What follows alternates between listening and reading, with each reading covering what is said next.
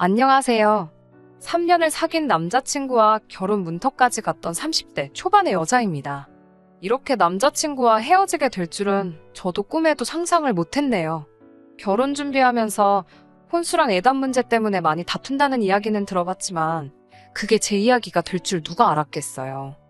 남자친구와 저는 친구의 소개로 만났습니다. 남자친구는 어땠는지 모르겠지만 적어도 저는 연애를 하고 싶다는 비교적 가벼운 마음가짐으로 임한 소개팅이었는데 어떻게 하다 보니 3년이나 사귀게 되었네요. 20대 후반의 남자친구를 만나 그 사이 나이도 30을 넘어갔고요. 주변 친구들이 하나둘씩 결혼을 했지만 적어도 저는 그게 그렇게 신경 쓰이지는 않았어요. 인테리어 디자이너로서 일에 대한 욕심이 결혼에 대한 욕구보다 더 컸기 때문이에요.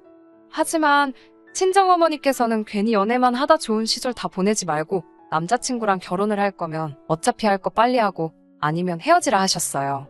괜히 좋은 사람 만날 기회 놓칠까봐 걱정되신다면서요. 속물처럼 보실 수도 있지만 관연한 딸 가진 어머니라면 당연히 할 법한 걱정이라고 생각합니다. 부모님께서 성화인 건 남자친구 쪽도 마찬가지였어요. 남자친구가 말하길 두 분 중에서도 특히 아버님께서 하루빨리 저희가 부부가 되길 원하신다 했어요. 그 이유는 지난해 아버님께서 당하신 큰 교통사고 때문입니다. 차에 부딪히면서 머리 쪽부터 바닥으로 떨어져 피를 많이 흘리셨대요. 가족들 모두 이러다 아버님 돌아가시는 거 아니냐고 말할 정도로 상당한 피를 쏟으셨답니다. 아버님 본인도 말씀하시길 당신은 이제 꼼짝없이 죽었다 싶었다고요. 그 와중에도 아들놈 장가가는 것도 못 보고 죽는 게 그렇게도 억울하셨답니다. 그래서 그 이후로 특히나 남자친구가 저와 사귀고 있다는 사실을 아신 이후로는 왜 빨리 결혼 안 하냐고 그렇게 남자친구를 채근하셨던 모양이에요. 그로부터 얼마 후 아버님의 말씀 때문인지 본인이 진짜 원해서인지 둘 다인지 아무튼 남자친구가 얼마 지나지 않아 저에게 청혼을 해왔습니다. 솔직히 전 크게 고민하지 않고 승낙했어요.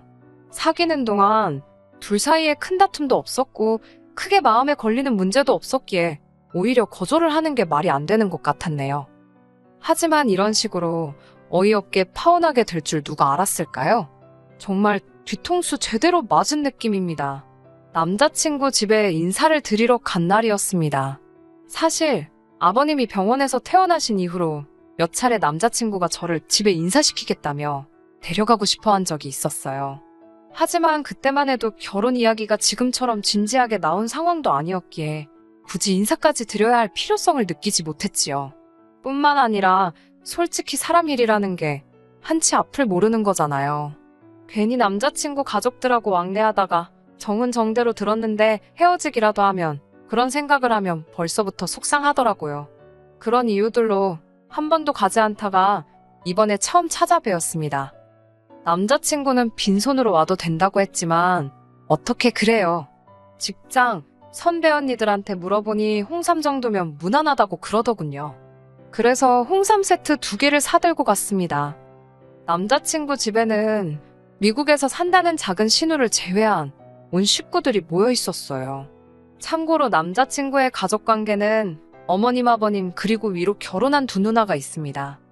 아버님과 저 그리고 남자친구가 거실에서 어색하게 시간을 보내는 동안 큰 신우와 어머님께서는 주방에서 바쁘게 움직이고 계셨습니다. 남자친구가 제 옆구리를 쿡 찌르면서 가서 도와드리라며 눈치를 주길래 같이 가자고 했어요. 남자친구가 못마땅한 표정으로 절 데리고 부엌으로 갔습니다. 어머님께서 너무 자연스럽게 앞치마를 주시길래 남자친구에게 받으라고 했어요. 그러자 어머님께서 깜짝 놀라시더니 이 집에서는 부엌 일은 여자만 한다고 그러시더라고요. 말도 안 되는 어머님의 말씀에 놀라서 남자친구에게 그냥 거실에 있겠다고 이야기하곤 부엌에서 나왔네요. 어느덧 식사가 차려졌는데 왠지 모르게 자리가 불편하고 어색했어요. 그때만 해도 전 제가 긴장을 해서 그런 줄 알았습니다. 하지만 얼마 지나지 않아 그 이유를 알게 되었지요. 아버님께서 국을 다 드시더니 정말 한마디 말씀도 없이 빈 국그릇을 어머님 코앞에다 들이대시는 거예요. 제가 밥 먹다 말고 깜짝 놀라 두 분을 바라봤는데 어머님은 익숙하다는 듯이 국 더 드릴 거냐며 말 그대로 국을 아버님께 대령하시더군요. 저희 집에서는 한 번도 본 적 없는 광경이라 어쩔 줄을 모르겠더라고요. 그러더니 이번엔 남자친구가 큰 신우에게 나 물 이러더군요. 남자친구의 말이 끝나기가 무섭게 큰 신우가 어머님이 그러셨던 것처럼 벌떡 일어나서는 물을 가져다 주었습니다. 이건 무슨 남자들이 집안 여자들을 마치 종부리듯 하던걸요. 그제서야 이 집안 여자들이 남자들의 눈치를 살피고 있었기에 집안 분위기가 엉망이란 사실을 깨달았네요. 연애할 때는 남자친구에게서 못 봤던 모습이라 남매가 친해서 그런가 싶기도 하고 제가 외동이라 이해를 못한 건지 혼란스러웠어요. 얼마 지나지 않아 아버님께서 먼저 식사를 마치셨어요. 그러더니 어머님께 빨리 치우고 와서 사과나 하나 깎아라 그러셨습니다. 정작 어머님은 아버님의 잔심부름 때문에 계속 움직이시느라 식사도 제대로 못하셨는데 말이에요. 제가 보기엔 충분히 기분이 나쁘셨을 법도 한데 어머님께서는 이번에도 익숙하다는 듯이 알겠어요 라고 공손하게 대답하셨습니다. 그리곤 하시던 식사를 바로 중단하시더군요. 남자친구 집에서 일어나는 일 하나하나가 다 충격적이라 숨이 턱턱 막히는 것 같았습니다. 아무리 집집마다 가풍이 있다지만 시대가 어떤 시대인데 이건 아니다 싶었어요. 후식으로 사과를 먹는 도중 아버님께서 남자친구를 데리고 잠시 자리를 비우셨습니다. 그렇게 어머님과 신우 그리고 저까지 셋만 남게 되자 어머님께서 저에게 이것저것 질문을 하기 시작하시더군요. 지금 무슨 일을 하는지, 부모님은 무슨 일을 하시는지 그런 것들이요. 저는 인테리어 회사에 다니고 있다고 말씀드렸습니다. 제 대답을 들으신 어머님은 어쩐 일인지 뭔가 못마땅하신 눈치였어요. 의아했어요. 요새는 다들 맞벌이하는 며느리를 선호한다고 생각했거든요. 아무튼 아버지는 작은 사업을 하고 계시고 어머니도 은행에 다니신다고 답했습니다. 그러자 어머님께서는 굉장히 놀라신 듯 저희 어머니께서 직장 생활을 지금 하고 계시냐며 혹시 얼마나 하신 거냐고 물으셨어요. 제가 알기론 30년이 넘었다고 하니 그럼 저는 누가 키웠냐입니다. 처음엔 무슨 소린가 했어요. 당연히 부모님이 키워주셨으니까요. 하지만 어머님은 꽤나 심각한 표정을 하고 계시더군요. 그러더니 저더러 하시는 말씀이 결혼하면 일은 관둬야 한답니다. 그 말을 들은 순간 황당함과 동시에 어떻게 대답을 해야 하나 싶었어요. 저는 일을 관둘 생각이 전혀 없었고 순간 잘 보이자고 거짓말을 하고 싶지는 않았으니까요. 잠깐 갈등하다가 어머님께 저는 제 일이 너무 좋고 그만두지 않을 거라고 딱 잘라 말씀드렸습니다. 그러자 어머님께서는 여자한테 가장 중요한 일은 애를 낳아 키우는 거고 그 일을 제일 잘하고 좋아해야 한답니다. 여자가 일한다고 밖으로 돌면 가정이 다 망가진다고도 하셨어요. 충격적인 말들이 꽤 있었는데 원래 똑똑한 여자애들보다 좀 어리숙한 여자애들이 잘 살더라. 그런 말씀도 하시더라고요. 듣고 있자니 벙찌더군요. 어떤 리액션을 보여야 할지도 모르겠고 동시에 옆에 있던 큰 신우도 어머님처럼 생각하고 있을지 궁금해졌습니다. 조심스레 큰 신우에게 형님은 그럼 지금 집에서 육아만 하시냐고 물었습니다. 큰 신우는 당연하지 않냐면서 애는 무조건 엄마가 키워야 한답니다. 엄마가 바깥으로 돌면 애가 집에 정을 못 붙인다면서요. 아무리 좋다는 걸 애한테 갖다 붙여놔도 엄마가 옆에 없으면 하나 쓸모없다는 말도 덧붙였습니다. 순간 저희 어머니 생각이 났어요. 제 기억 속의 어머니는 한순간도 일을 쉰 적이 없으세요. 먹고 사는 걸 떠나서 당신은 일하는 게 즐겁고 좋다 하셨거든요. 그런 어머니의 모습을 항상 존경하며 어머니처럼 멋지게 사는 게 제 목표였는데 남자친구 어머님은 정반대의 말씀을 하고 계셨으니 저로서는 입만 떡하니 벌어지고 암담한 기분이었습니다. 어머님은 제 입에서 네 알겠어요 같은 긍정적인 대답이 나오길 기대하시는 눈치였지만 지킬 수 없는 약속을 드릴 수는 없어서 결국 멋쩍게 웃고만 있었네요. 곧이어 어머님께서는 저에게 술은 혹시 마시냐고 물으셨습니다. 좋아하는 편은 아니지만 마셔야 할 상황이면 마시는 정도라고 답했더니 결혼하면 술은 멀리 해야 한답니다. 애를 가져야 할 몸인데 함부로 하면 안 된다고요. 사람도 가려서 만나야 하고 죽더라도 집에서 죽는다는 생각으로 항상 집에 붙어 있어 버릇하라며 나중엔 귀에 잘 들어오지도 않았습니다. 21세기에 이런 말을 듣고 있는 게 맞는 건가 싶고 머릿속은 온통 이 결혼을 해도 되는 건지 저런 어머님이 나의 시어머니가 된다면 난 어떻게 될까와 같은 걱정과 우려로 가득 차 있었어요. 그때 남자친구랑 아버님이 돌아왔습니다.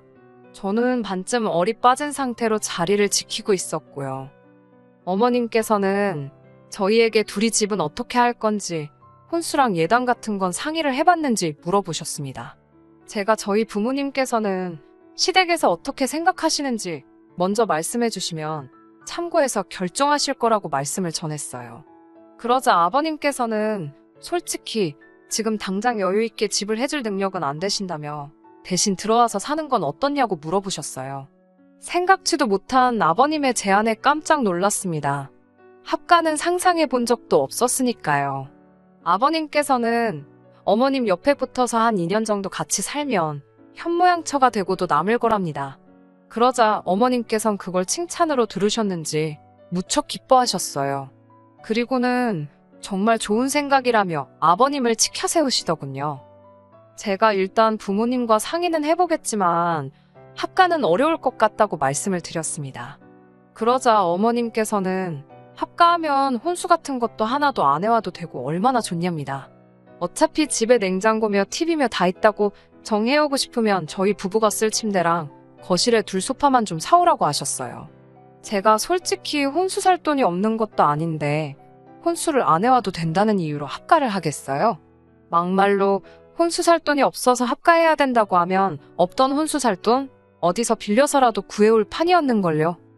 갑갑하고 복잡한 제 마음과는 달리 어머님은 거침없이 말씀을 이어가셨습니다.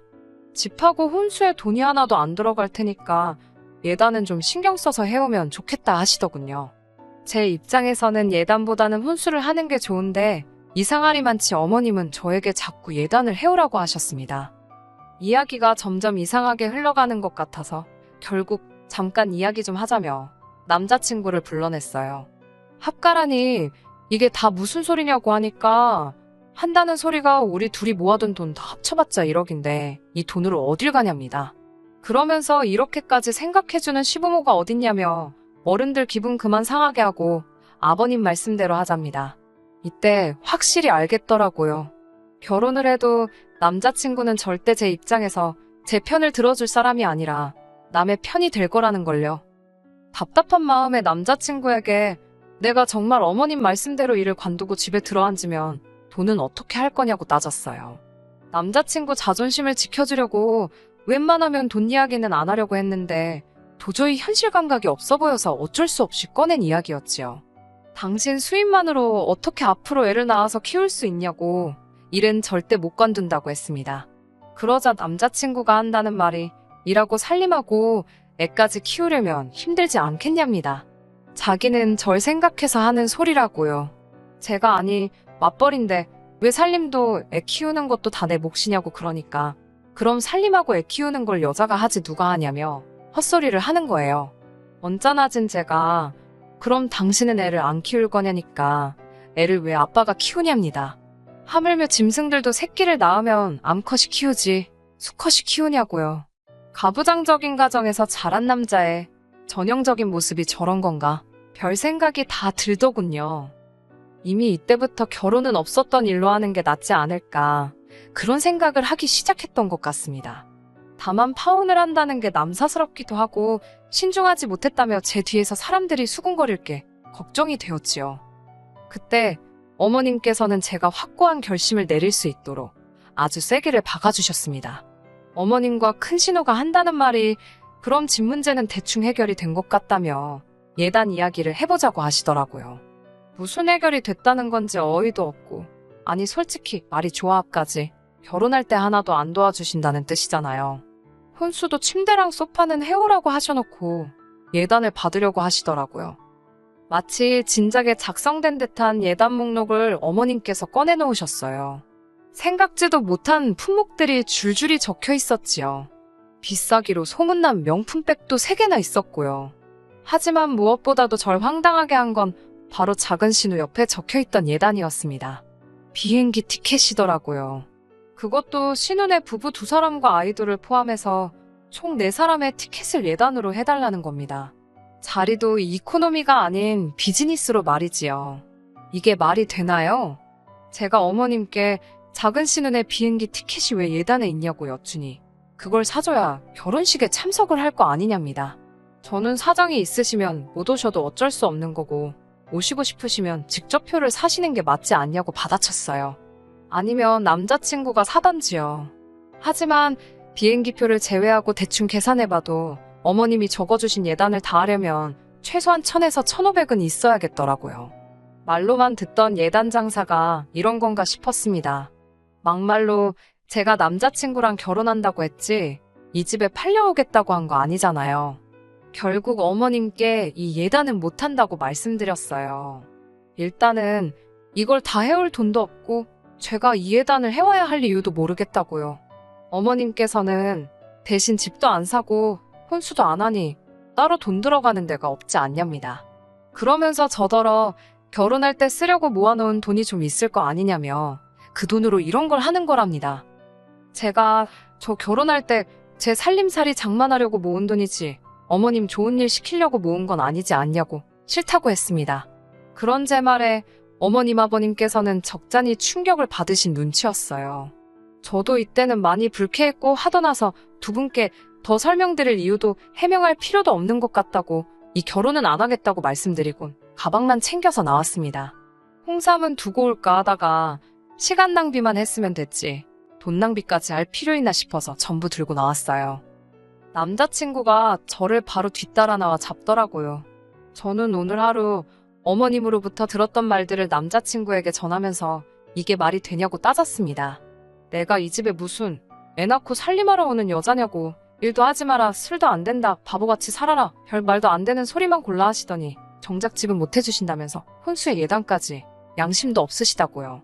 막말로 네가 의사냐 변호사냐 무슨 자신감이냐 따지니까 남자친구가 한다는 소리가 가관이더군요. 집에 들어가서 살면 어머님이 밥 해주고 빨래 해주고 다 도와주실 건데 너는 살림을 공짜로 배울 수 있는데 그거에 대한 수업료라 생각하면 뭐가 아깝냐고요. 너희 어머니가 일하느라 딸한테 그런 거 못 가르치시지 않았냐. 그거 우리 엄마가 해준다는데 감사하다 생각하고 해드리면 서로 좀 좋냐고 개소리를 해대는데 저희 어머니를 무슨 자식 교육도 똑바로 못 시킨 사람 마냥 이야기를 하니까 화가 치솟더라고요.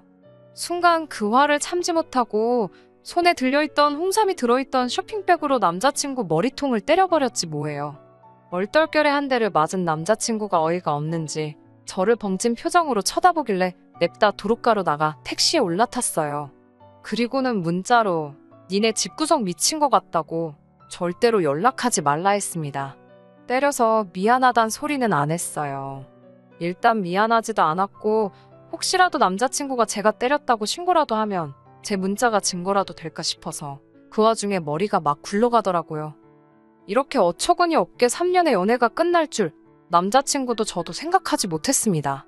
인연이라는 게 참 우습다 싶더라고요. 그래도 불구덩이에 들어가기 전에 이렇게 빠져나왔으니 다행이다 싶어요. 전 어머니가 너무 존경스럽습니다. 당신 일도 멋지게 해내시고 저도 이렇게 똑소리나게 키워주셨잖아요. 저도 어머니처럼 살기 위해 열심히 노력하겠습니다. 끝까지 들어주셔서 감사합니다. 오늘의 사연은 여기까지입니다. 구독과 좋아요, 알람 설정 부탁드리고 더 좋은 사연으로 다시 찾아뵙겠습니다. 감사합니다.